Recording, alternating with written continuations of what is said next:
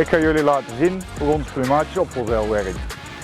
Klanten kiezen voor deze optie als ze een lading vervoeren die schade kan veroorzaken aan de vloer of de afdichtingen.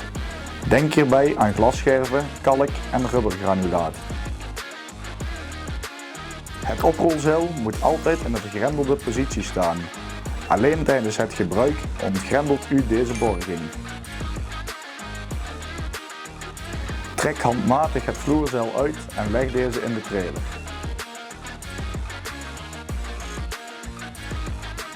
Trek het zeil in de trailer totdat de gaten voor de sluitstangen op de juiste positie zitten.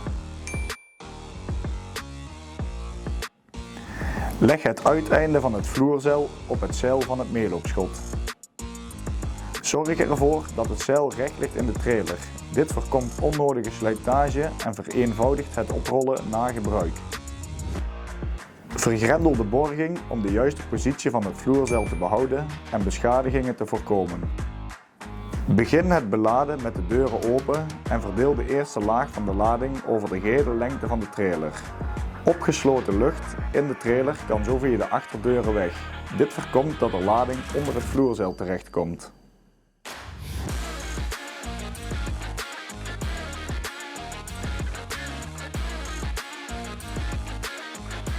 De trailer kan nu volledig beladen worden.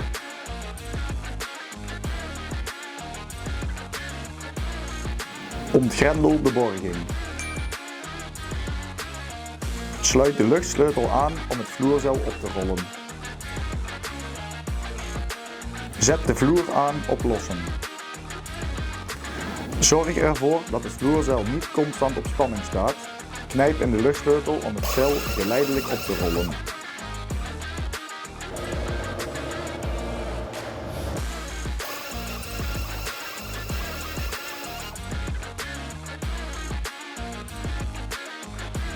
Haal de luchtsleutel eraf en vergrendel de borging.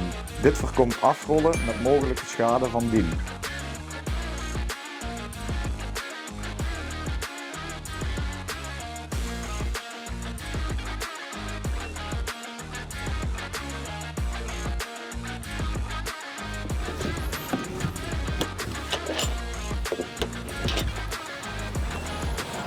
Voor meer handige video's ga naar onze website. Tot de volgende how-to.